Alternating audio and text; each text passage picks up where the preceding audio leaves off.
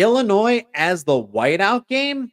There are some Penn State fans that aren't going to like this, but there is a real possibility that Penn State will choose Illinois as the whiteout opponent, not Ohio State, not UCLA, not even Washington, Illinois.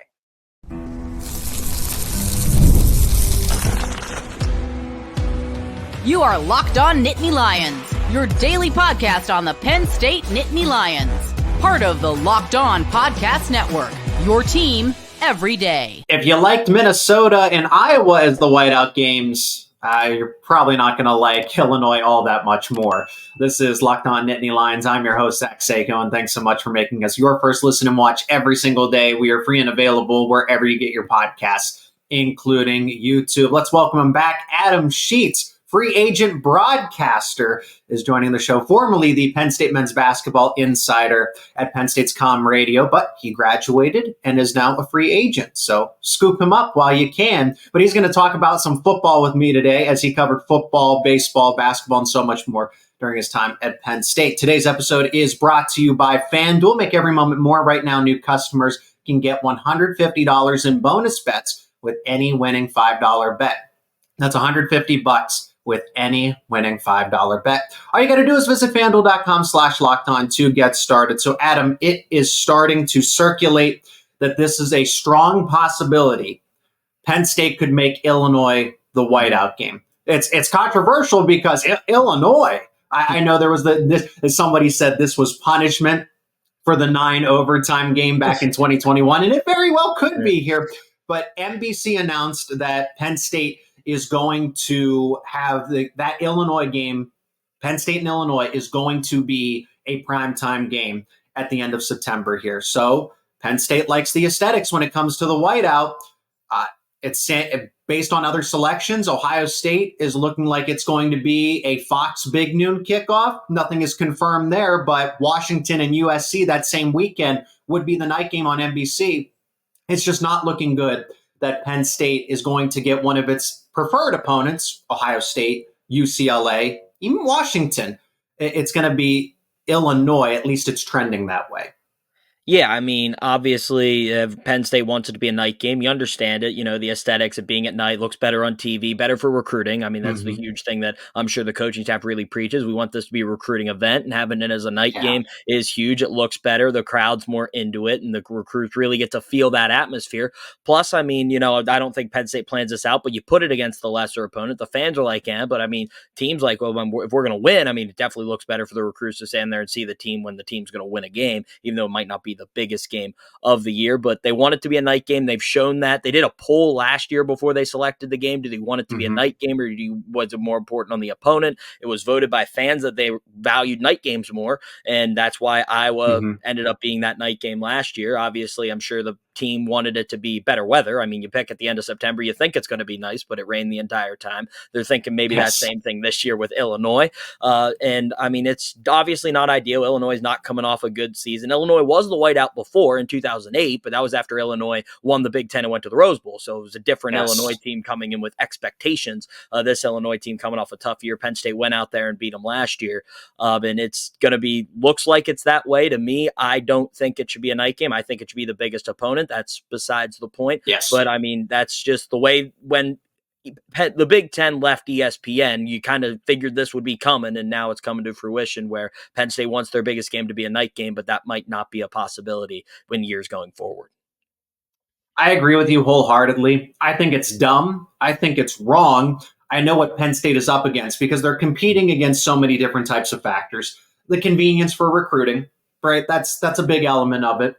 The networks, okay? If Fox gets the game, you best believe that it is going at noon, okay? And we've seen Penn State do it, where they had Michigan, 2015, right? Noon kickoff on ESPN. That was actually a whiteout game. They had other ones. Notre Dame was a 3:30 whiteout. Alabama, once upon a time, was a 3:30 whiteout. So it's not that Penn State can't do it, but then you're competing with weather. The aesthetics, that part of recruiting, making sure you can get as many recruits to attend what is the biggest game. But at the end of the day, caliber of opponent should matter above all else. I'm not saying if it's at the end of November, final home game, senior day, and it just so happens to be an Ohio State or Michigan or any of one of those Pac-12 teams that are coming over to the conference. Okay, that weather's going to be terrible. You're not going to get a good showing. But if Ohio State, the only thing that I can think of is maybe try to get a compromise, because we don't know officially what network has. There's only the indication that Fox is going to take Ohio State and Penn State and make it a big noon because USC and Washington is that primetime NBC game. But what if CBS and Penn State and Fox were able to kind of figure something out where they could come to a compromise and say, let's put this game at 3:30 or 4. It's early November. The weather's tolerable. I feel like you can still get a good amount of recruits on campus for that game, for a 3 o'clock mid-afternoon type of game. And then, the days are shorter. So you can still have that nighttime atmosphere, but you're not getting that full, because the aesthetics are really good. You want the whiteout game at night, but at some point you got to say, we can't keep scheduling Minnesota. Come on. Oh, revenge. Iowa. I understand you want to win the whiteout game, and it looks really good, but I say you save that kind of atmosphere for your strongest opponent. Iowa, you could sell people on because Iowa was ranked. Minnesota, same thing. I mean, it was revenge from 2019 and it was 2022. Half the guys weren't on the team anymore. So, I mean, they didn't. Yeah. I mean, they said that last year with the Iowa game. Obviously, the revenge from Sean Clifford getting hurt out there in 2021 and things like that. Some of the players were like, I had no idea what the issue. I mean, we just kind of all got onto it because they were like, a lot of the guys that were there were really fired up. So we just had to kind of get there with them, like, oh, let's go. That's what it means to the team. So that's how they handled it. I mean, look, I agree. I think welcome to, how the SEC felt when they were in the CBS contract, because all their biggest games were chucked at 3:30 and no one got a night game except for one team. It was one big game on CBS. And now, of course, the Big Ten's gone that way with Fox, CBS, and NBC giving one night game every week to the Big Ten. But it's definitely going to be tough. The one thing, the whiteout's usually one of the most watched games in college football every year. If you put it that Illinois week, obviously Penn State doesn't think about this, but it's the same week as Alabama versus Georgia, which is a 7:30 kick on ABC. So, I mean, that's something probably to think about as well. If you're NBC, like you have that game this week, but I think maybe expecting it wasn't going to be the most watched game in college football. But I mean, it's definitely going to be something Penn State's going to have to figure out. Do you want Illinois to be the whiteout to keep the night thing? Or maybe you say, we're going to put UCLA. Hopefully that's a 3:30, or maybe gets flexed to a night game on another network. Or maybe you just go with Ohio State or Washington and say, we're just going to do it because that's the biggest game of the year and that's how we want to handle this. But if it's Illinois, I mean, the fans will show up. The fans always show up. They do a great job. Penn State's got one of the best fan bases in the country, so you got to value them. I mean, they're obviously going to be upset about the whiteout, but they'll show up. There'll be a great crowd for Penn State, whatever game they choose, and Penn State's going to have to make this decision. But right now, as you said, all the indications, the history, we know how Penn State likes to handle these situations. Got to think Illinois is right now the leader in the clubhouse going into, before they make their official selection. And Penn State, they're definitely thinking about it because single game tickets went on sale, and Penn State would want to capitalize off whiteout ticket sales, and they would have announced it by now. They're definitely waiting because they definitely do want to feel all this out, kind of figure out where the game's going to be before they make their official decision. And that's just it. We still don't know the kickoff time for UCLA. We still don't for Ohio State, even though we have indications, we don't officially know. I think if it's a 3:30 game and it's a better quality, I mean, I'm not even opposed to Washington. I think that's a fun one. Again, it's in November, so you can't actually... You don't have as good of a prediction of what the weather will be because it could be colder. It could be more likely to rain. I guess it could rain any Saturday, right? Yeah. Who's to say it wouldn't rain for the Illinois game? But being in late September, you're going to most likely get mid-70s, some sun. We've just seen that September is very nice in Happy Valley. And all of those games, I mean, heck, the home opener might be even in the 80s, right? I know that's a different game on the schedule. Bowling Green, Kent State, right? Those are going to be nice games for the weather. Illinois will be as well. The only thing that would take away from it is the possibility of rain. So you get into early November, the weather's still tolerable. Penn State really is in a dilemma here. They really are. Because I've heard from multiple sources, Penn State is not happy. They're not thrilled about this situation. The plan was to make UCLA the whiteout. That was ultimately the plan. And then now there's a wrench thrown into everything because Fox, CBS, and NBC went through their draft. And it just, Adam, the networks are to blame here because when we saw the announcements for which games were selected first, and it's like Fresno State and Michigan was one of the first games taken by NBC, not Ohio State, Penn State, when both of those teams could be undefeated. Ohio State could be ranked number 1, and that could be a whiteout game, and you take Michigan and Fresno State.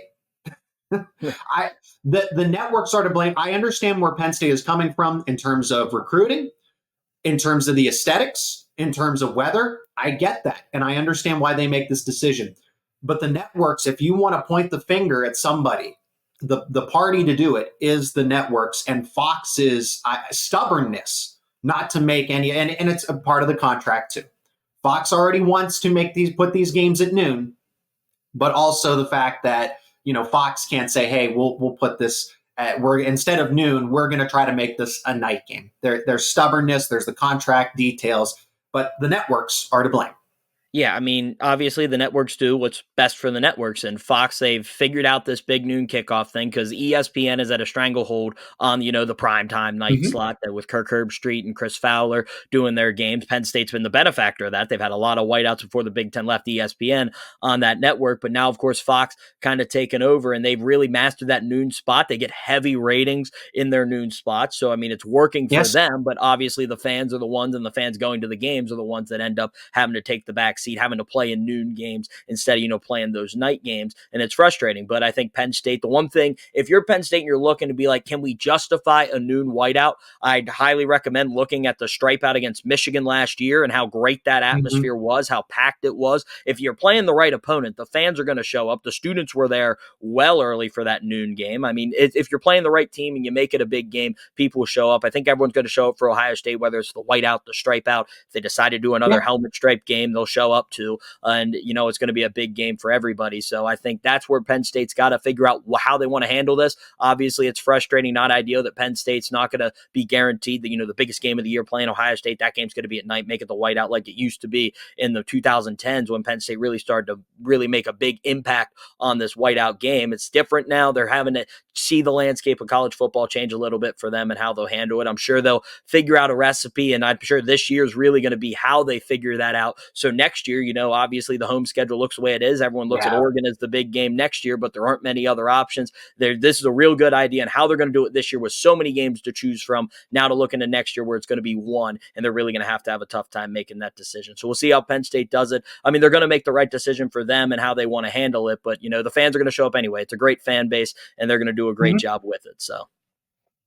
And on the idea, and we'll finish with this, on the idea that if Penn State were to host a playoff game at Beaver Stadium, this is not negotiable. Though any playoff game that is at Beaver Stadium needs to be a whiteout. Absolutely non-negotiable. Now, still to come here, Penn State football's roster is loaded with talent, but which player is the best? I think it's a name that people are familiar with, but some might not know that he is objectively the best player on the team. We'll discuss that on the other side of this break. And today's episode is brought to you by LinkedIn Jobs. When you're hiring for your small business, you want to find quality professionals that are right for the role. That's why you have to check out LinkedIn Jobs. LinkedIn Jobs has the tools to help you find the right professionals for your team faster and for free. LinkedIn isn't just another job board. LinkedIn helps you hire professionals you cannot find anywhere else, even those who aren't actively searching for a new job but might be open to the perfect role. In a given month, over 70% of LinkedIn users don't visit other leading job sites. So if you're not looking on LinkedIn, you're looking in the wrong place. On LinkedIn, 86% of small businesses get a qualified candidate within 24 hours. So hire professionals like a professional on LinkedIn. And LinkedIn understands that small businesses wear tons of hats and might not necessarily have the time to devote to hiring. And that's why LinkedIn is constantly finding ways to make the process easier, quicker, and more intuitive. 2.5 million, yes, 2.5 million small businesses use LinkedIn. So be one of them. Post your job for free at linkedin.com/lockedon. That is linkedin.com/lockedon to post your job for free. Terms and conditions apply. Are you watching Fox Sports or ESPN on your TV all day long? Do you ever have to turn down the volume with all of that shouting? Make the switch to Locked On Sports today, a free 24/7 sports streaming channel programmed for you each and every day. to bring you the biggest stories in sports without all of that screaming. Locked On Sports Today brings you can't miss analysis, opinions, news, and it's all streaming 24/7 on YouTube or on the free Amazon Fire TV channels app. Part of the Locked On Podcast Network, your team every day. So if you're wondering who that most talented player on this year's Penn State roster is, it's KJ Winston. And I mean that objectively. Well, there's, Drew Aller has the most potential. Don't forget about Nicholas Singleton, Katron Allen, right? That last year, the best player on the roster was Olu Fashanu. Chop Robinson was a close second, but you lose those talented players, and then this is, by attrition of college football, this is what happens. KJ Winston now vaults to the top as objectively as that best player. I think when College Football 25, the video game, comes out, he will have the highest rating. You look at what PFF has shown in terms of the analytics and just see KJ Winston has never missed a tackle. Mm-hmm. He is progressively getting better as a man-to-man coverage defensive back, as a zone coverage defensive back. He is the complete package when it comes to a top-tier college football safety. He'll be one of the first players, one of the first defensive backs overall taken in the 2025 NFL draft. KJ Winston is the best player overall on this Penn State team in 2024. Yeah, I mean, you hit it. Safeties don't get a lot of love. I mean, they're not the quarterback, they're not the running back, mm-hmm. the wide receiver, the edge rushers that, get all the praise from the fans, because some of the best stuff they do doesn't really show up on the stat sheet or in a big way on the field when you're just watching the game. You'd be like, oh, that guy really stands out, but does so many mm-hmm. things so well. He's also a guy who rotates a lot. Penn State was rotating their safeties a lot last year, so I think that's maybe a way that people kind of lose him in the shuffle, but he's absolutely maybe the most talented player on this team. He's really, really good, and he's a reason. You look at how, the pass rush coming into this year, he's going to be a big reason why they're successful, because you're going to have to take time. He's such good at reading and coverage. He's going to make the quarterbacks hold on to the ball longer. So, he's really, really good. There's a lot of guys that you mentioned there. Drew Aller has a lot of potential with him and his body and his development going into his second year. Nicholas Singleton's a home run hitter at running back. And Abdul Carter, I think, is a very interesting player to see how he transitions from linebacker to true edge rusher, maybe a more natural position for him. See how he takes that and runs with it, which will really elevate his play this year as well. But going into this season, I think you hit the nail on the head. Pro Football Focus has been all over it. The analytics say it. I'm with you. I think College Football 25, some people leaked potential ratings. They had him at a 94 overall, well ahead of everyone else on the Penn State team. And he's going to be really, really good this year. A big year for him. And I'm really excited to see what happens. But I think going into this year, I think you hit it, Zach. Kevin Winston Jr. is absolutely the best player on this team. Yeah, and it's not to disrespect Abdul Carter. Abdul Carter's also going through a position change too. So at linebacker, and there's, he could move back to linebacker for a game, or they could use him selectively, right? They encourage depth at the defensive line position, and him moving to defensive end made sense in this defense, especially when Penn State's probably going to run more of a 4-2-5 base with more defensive backs, especially with those Pac-12 opponents coming into the schedule for the first time ever in Big Ten Conference play.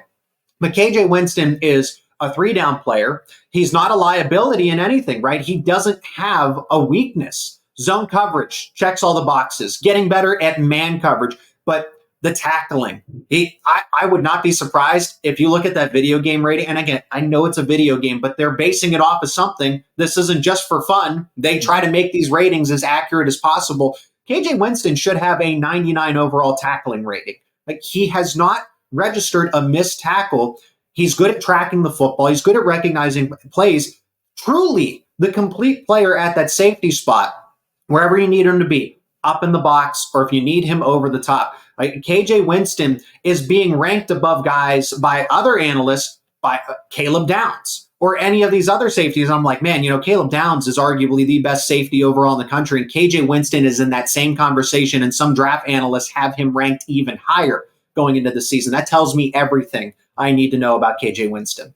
Yep, the hype's all there for him. I think you hit it. Everyone's talking about him, and now it's going to be up to him to go on the field and continue to show what he's shown already this year. It's a big year for him for that. And if Penn State wants to reach the heights that they believe this team has the potential to reach, he's going to be a huge reason why, as the leader in that secondary and on the back end of that defense, allowing that defensive line to eat a little bit. Like I said, you mentioned some of the other guys. I mean, Abdul Carter is going to be a guy that everyone's going to talk about because he wears number 11, which makes it very important at Penn State. And we'll see how that position change works. It's hard for us just to sit here here and say that Abdul Carter is absolutely going to be the best player on this Penn State defense, because we haven't seen him as a true edge rusher yet for the Nittany Lions. See how he comes in. I mean, everything translates that he's going to have a big year. It's a great change for him as well, translating to the NFL, because he's going to make a lot more money as an edge rusher than he will as a linebacker at the next level. So I think that's going to be big for him as well. But I think there's a lot of guys on this team that are very, very important, and Kevin Winston Jr. is the best player on this Penn State team heading into 2024.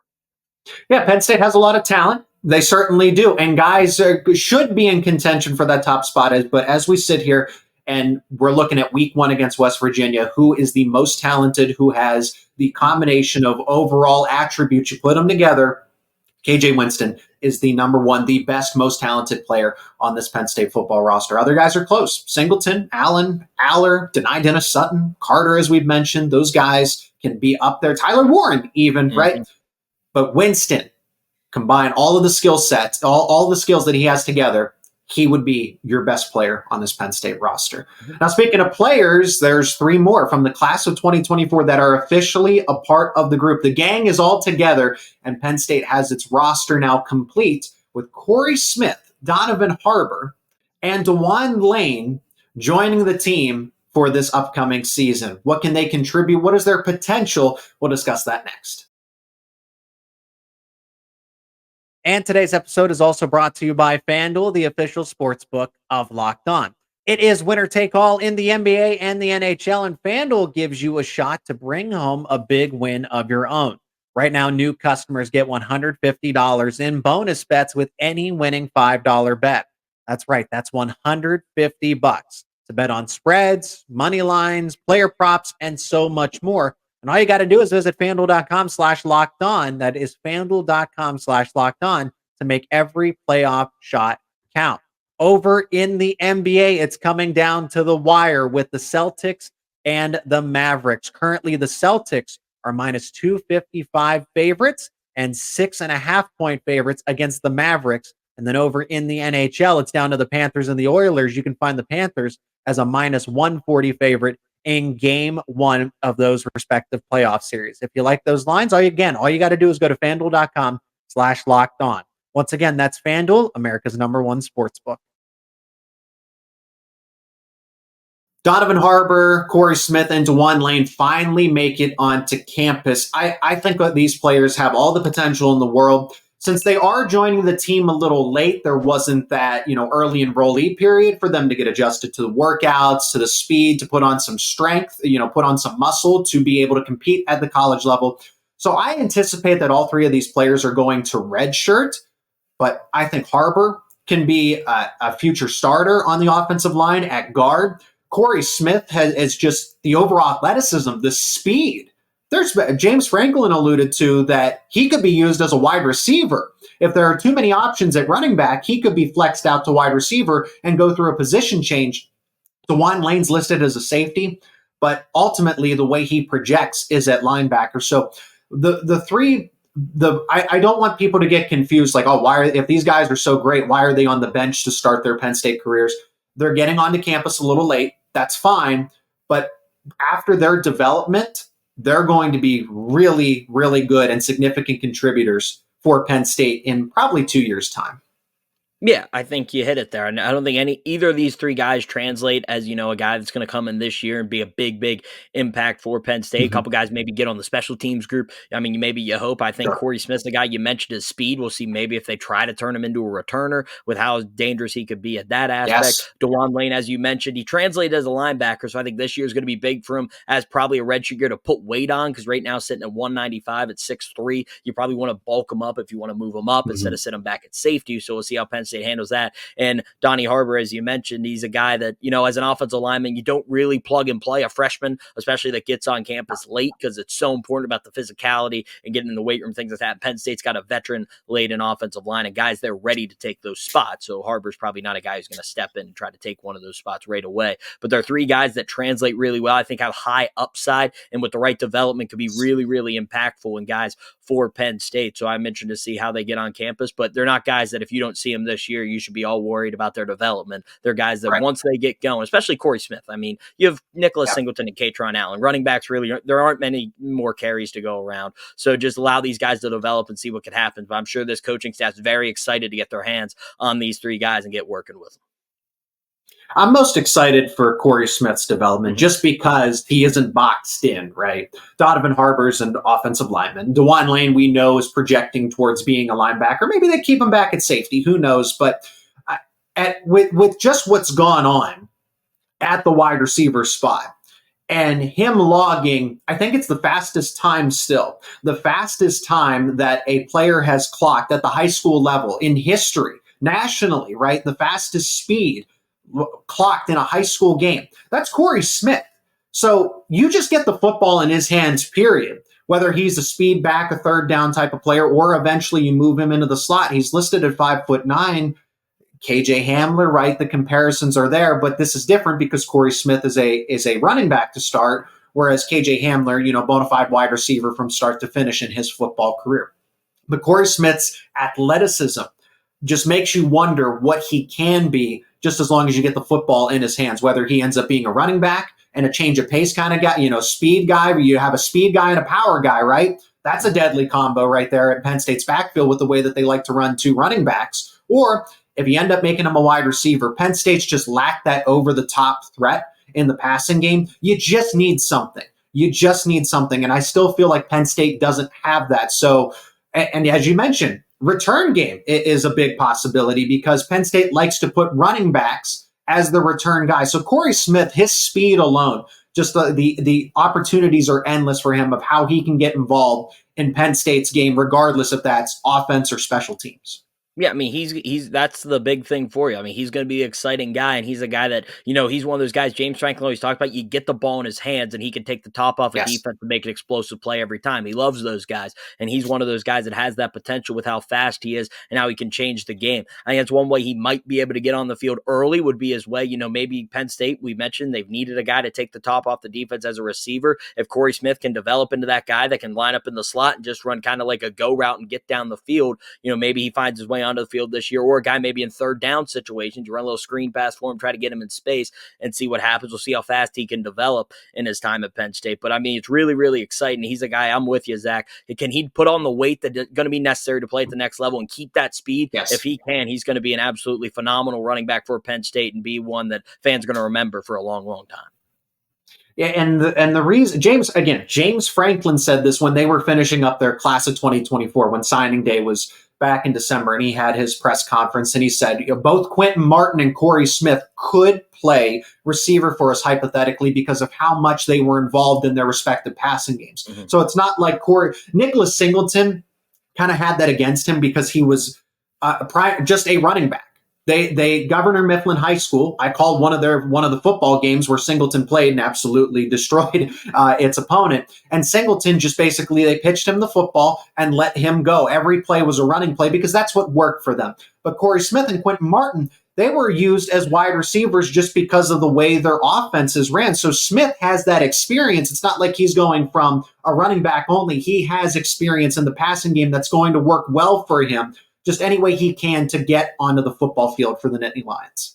Yep, you hit it there. I mean, he's got the development. He comes in ready to go. That's something he's going to have maybe ahead of some other players that have come to Penn State at the running back position, knowing how to, catch the ball in the backfield. And, 7-on-7s help with that as well. You see running backs get out in the receiving game more, and I'm sure Penn State's really going to work on that with him this summer if they have time. Because, I think everyone can confidently say Penn State's pretty set at the running back position going into this year. Wide receiver, you might be still looking for a couple bodies to throw out there and be dangerous for the receiving game, especially if injuries factor into the season as well. So I think Corey Smith's going to spend a lot of time over there trying to figure out the receiving game and see maybe if that's a potential opportunity for him to get on the field. I mean, he's a high school athlete going into college. Everybody wants to play right away if they can, and I'm sure Corey Smith's a guy that's going to look at it. If a way for him to get on the field is to become a good receiver, he'll work as hard as he can to be the best receiver he can be this year. So I think that's going to be really exciting for Penn State, and however they choose to use him. I mean, Andy Kotelnicki in his first year at Penn State, he has options. He has good receivers. Does he want to move Corey Smith over or really spend this time developing him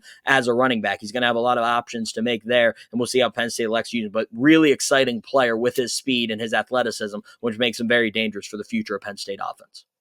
And position changes are not a big deal. You can start as a running back, you can be a wide receiver, and then you can go back to being a running back.